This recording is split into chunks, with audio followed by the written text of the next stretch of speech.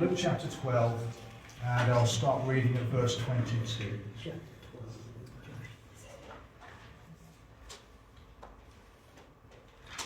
Then Jesus said to his disciples, "Therefore I tell you, do not worry about your life, what you will eat, or about your body, what you will wear.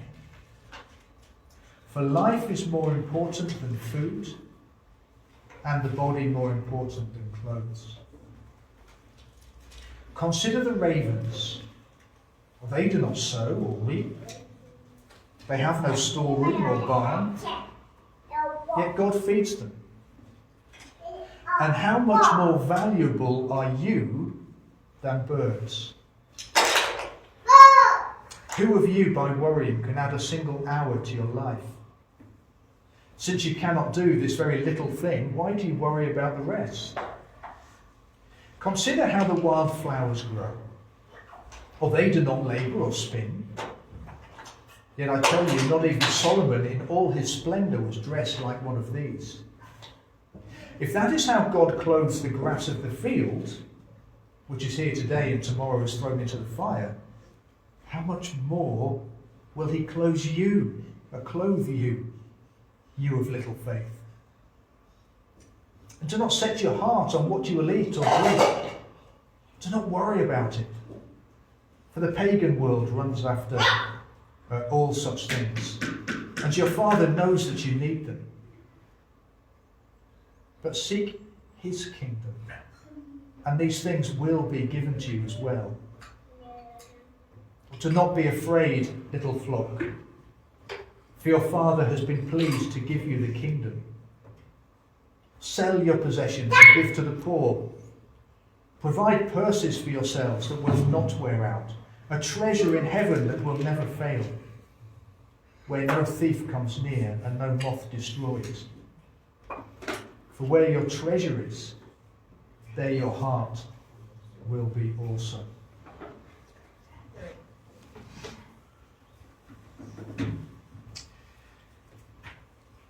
How many times has a conversation started with the words, "Don't worry, but..." Lots of times. And as soon as somebody says that to you, what do you start doing? You worry. You worry. See, people only come to us and say, "Oh, don't worry," but when they're about to tell us something that probably is about to make us worry. You get the phone call at 2 o'clock in the morning. "Mum, don't worry, but I just got arrested." Uh-huh. Has your dad had that phone call yet? No, okay. "Dad, don't worry, it was only a small accident I've had in your car." So, "Please don't worry, but I think I've killed your pet octopus." Whatever it is, I don't know.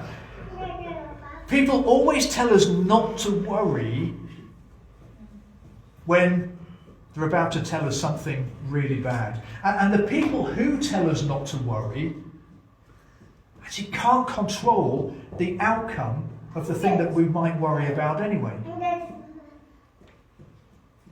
Jesus is very, very different. His words in verse 22 begin with "therefore." So it says "therefore." Whenever it says "therefore," you need to look back and say, "Well, what has he just said?" And think back to last week. What did we finish with last week? He'd just been telling the crowd that the future is not in their hands. He's just been saying your future is in God's good and faithful hands. And if your future is in his hands, therefore, don't worry. And he goes on to give us various reasons why we shouldn't worry. Why worrying is actually a very silly thing to do. And I'm going to pick up 4 things here of why we shouldn't worry. And the first is kind of taken, is almost taken from the text. When you're learning the basics of preaching, when you're learning how to put a service together, put a sermon together, you're always taught, don't add your own ideas. Just preach what is in the text. Let that speak. And I'm going to stretch that point a little bit, because maybe this is in the text. Maybe it's me sort of bringing my own idea here. Verse 25, Jesus says, "Who of you by worrying can add a single hour to your life?" And I'm going to stretch that point quite a bit and maybe bring my own thoughts for the first thing and say, actually, the opposite of adding anything to our life, actually worrying is going to shorten our lives. Worrying actually is physically bad for us. Think about the effects of worry and stress. What does worry bring us? High blood pressure, headaches, migraines. By the way, those of you who don't get migraines, they are not the same as headaches. What is migraine? Migraine, it's like a really bad headache. I'm contradicting myself, but it makes you feel sick and it makes your head go funny, you can't see properly. And if you know somebody who's got migraines, please don't ask them if they've got a headache. They get very upset. No. And actually, while they've got one, they tend to be very short-tempered as well. But high blood pressure, headaches, migraines, ulcers, stomach ulcers, irregular heartbeat, chest pains, tummy troubles, tiredness, aching limbs, particularly in the back and the neck, depression, difficulty in swallowing, apparently grey hair. I didn't have any grey hairs until I had children. I blame children for my grey hairs. But all of these things, all of these are effects of worry. When Jesus tells us not to worry, I think he's just wanting us to do what is best and not do something that is bad for us. See, Jesus is the part of God. We looked at this when we were thinking of the creed. Jesus is the part of God that was actually the active force in creating. John chapter 1 tells us that. It was Jesus, it was God the Son who created the sun and the moon and the stars and who put human beings together. He knows how we are made. He knows how the human body functions because he made it.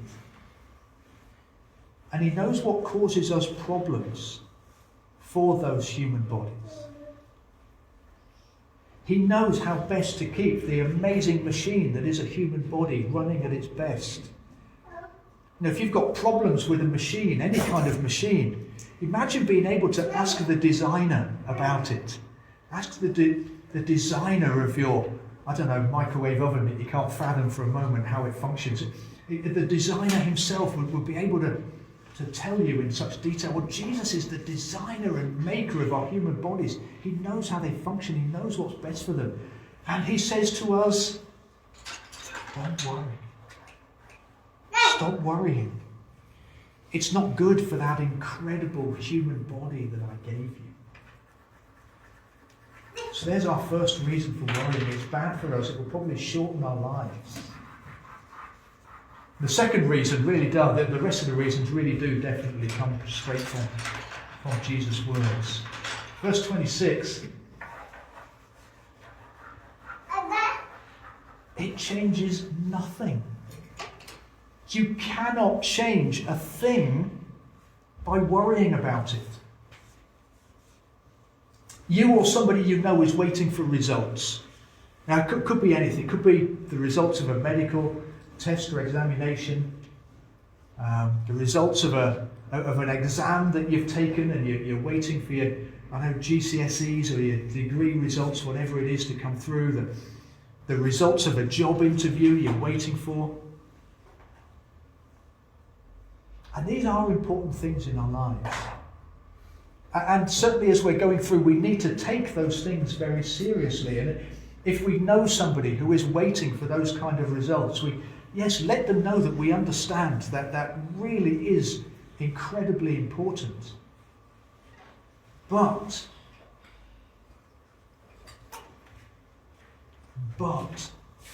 worrying about it won't change what those results are.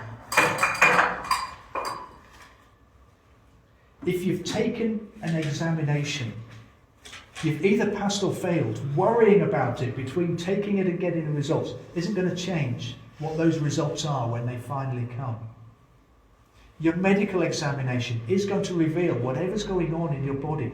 Worrying about it isn't going to change it and make it better. Remember, Jesus began this paragraph with therefore.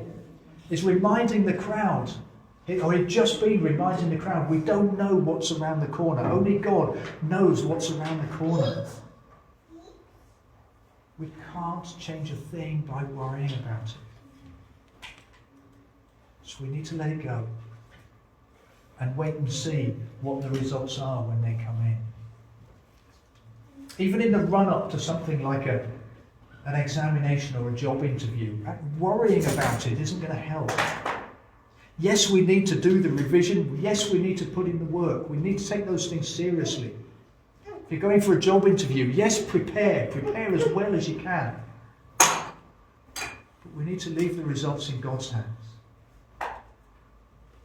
in the hands of the one who holds all things.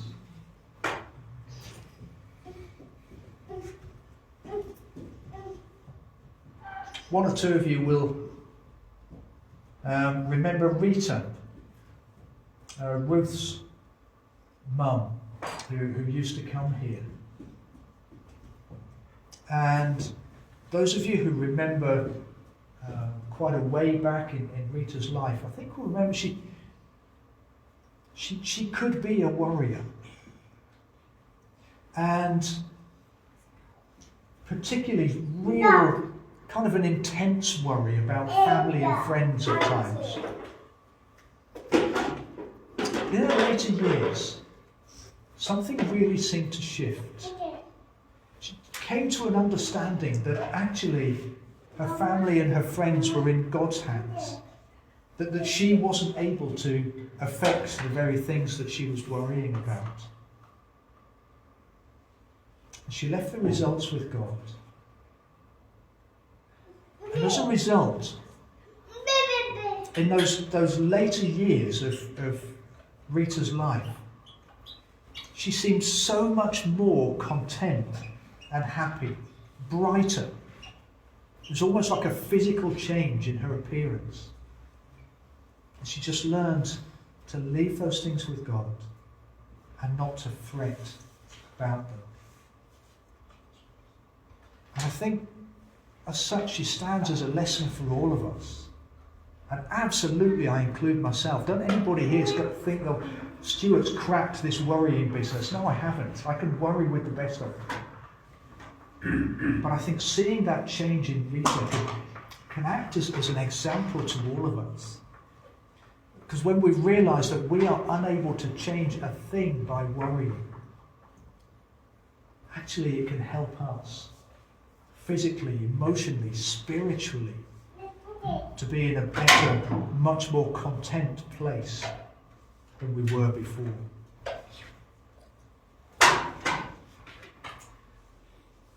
The third reason for not worrying is hinted at in verse 24 and then explained more fully in verses 27 through to 30.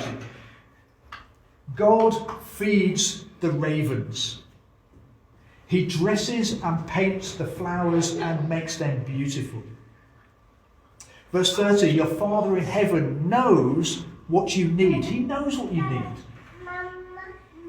God is more than capable of ensuring that we have everything we could possibly need.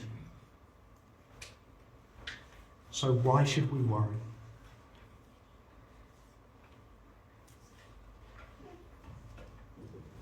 I want you to imagine something for a moment. Imagine you've arranged with somebody to collect them at 10 o'clock. Okay, you've told them, you said, yeah, I'll be there, whatever place it is, outside your house, I'll be there 10 o'clock. But then you overhear them speaking to somebody else. And you overhear them saying, I'm really worried that person might not turn up. I'm really worried they might forget about me. What if they can't make it? Suppose they change their mind. What if their car doesn't start? Should I make a backup plan in case they don't turn up? How would you feel? Untrusted? Unvalued? Not believed? This person has basically just turned around and said they have no faith in you. That is exactly what we do to God when we worry. Verses 29 and 30. Do not set your heart on what you will eat or drink. Do not worry about it. The pagan world runs after such things, and your Father knows that you need them. He knows what we need. He knows what is best for us. He knows whether that thing that we're asking for really is what's best for us or not. And He is more than capable of making sure that we have the best thing for us.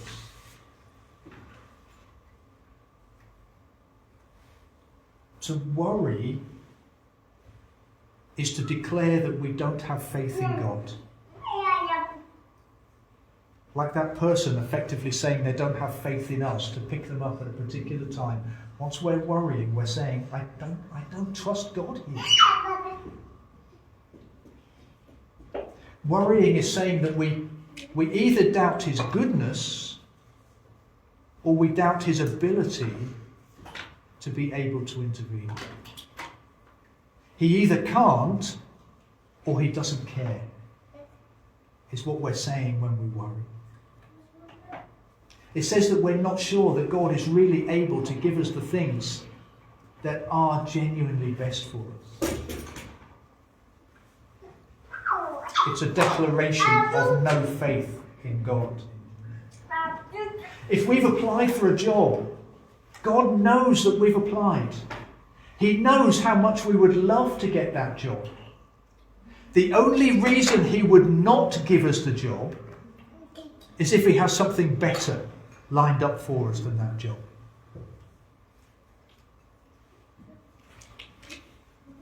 Listen, at the end of the service, we sort of get together around the table, we share tea and coffee and some biscuits.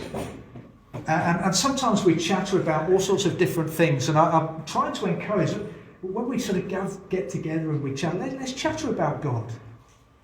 And let's encourage one another. And particularly this morning, if you've got a really, really good example of a time when God hasn't given you what you thought was best, but you've realised later, actually, no, God gave you something much better. I'd love to hear it. Love to hear those kind of testimonies.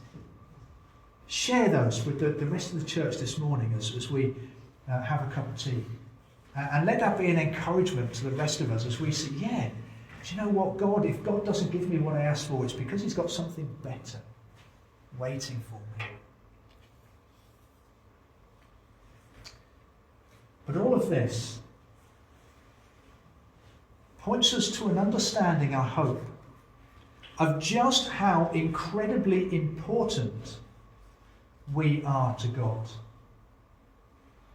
And I'd love each one of us to really grasp that this morning.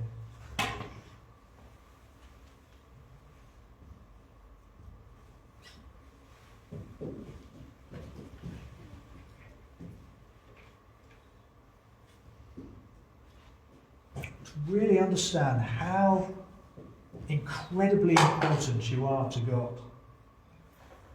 As Jesus says in verse 24, how much more valuable are you than the birds? God cares about every bird. We saw last week, he cares even about the extra sparrow that is given away free when you buy 4. He cares about every single one. If He cares that much, about a sparrow that is given away free, how much more do you imagine he cares about you?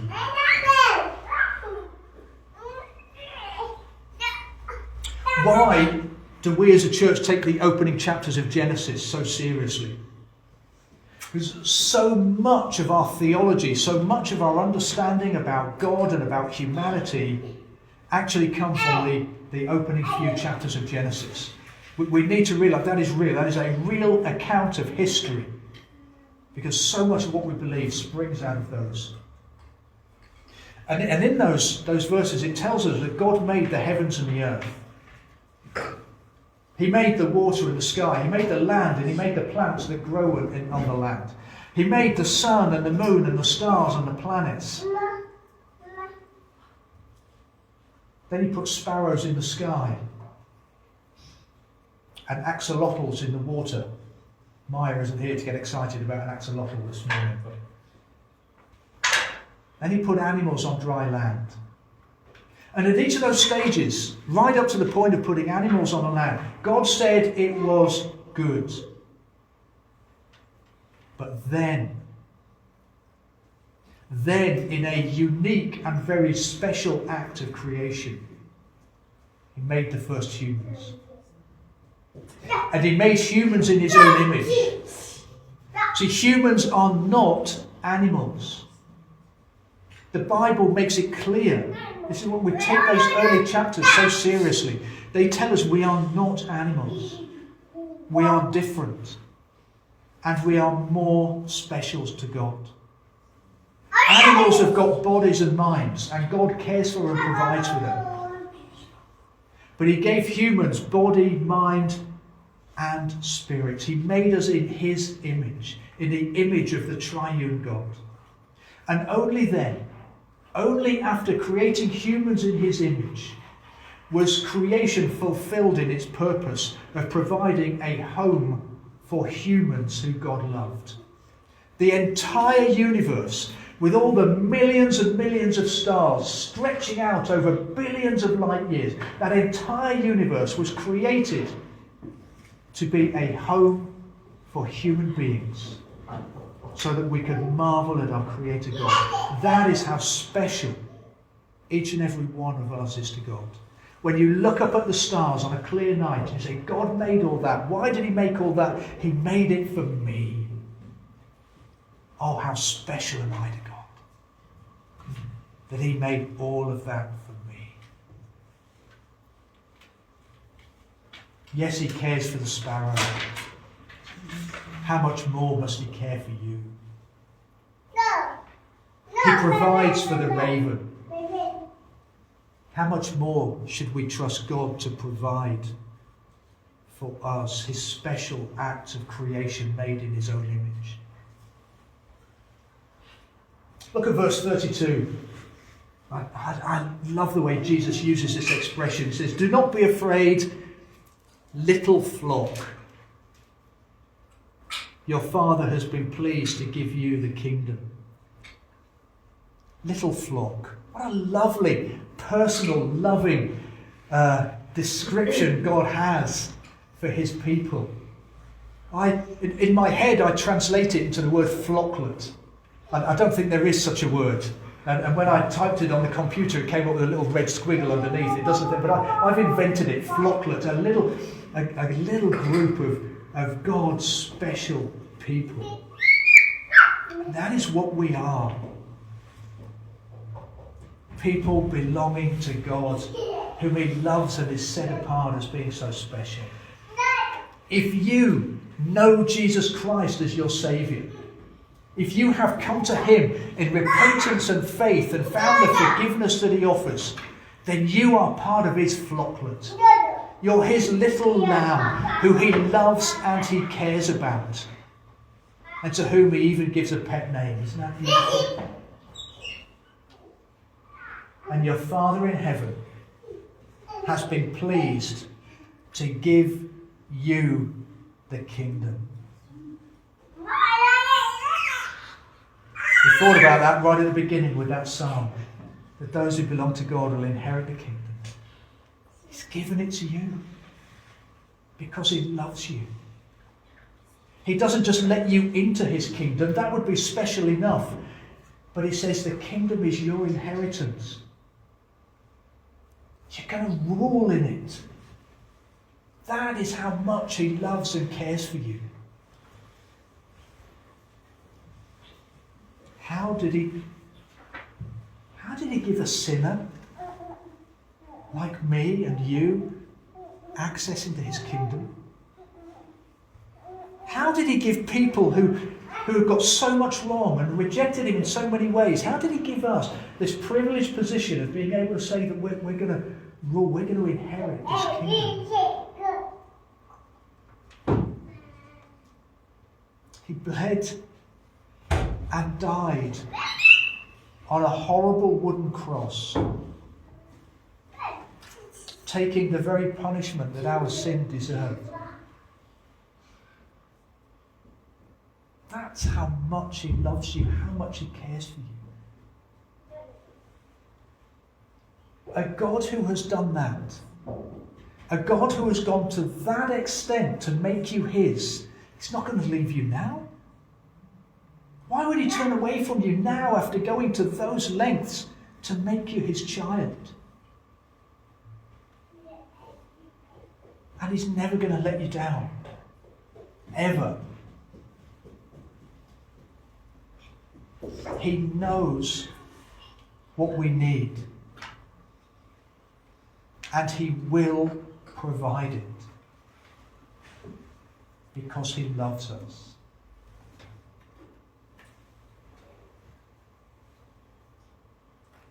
So why worry? It makes you ill. It changes nothing. It shows a lack of faith. And it denies how valuable you are to God. So when Jesus says here, don't worry, it's not like somebody saying that just before they give you bad news. He says it because he really knows and understands. And he knows the special place that you have with God. And he knows that God will never, ever let you down. And so he's able to say with authority, don't worry. Do not worry.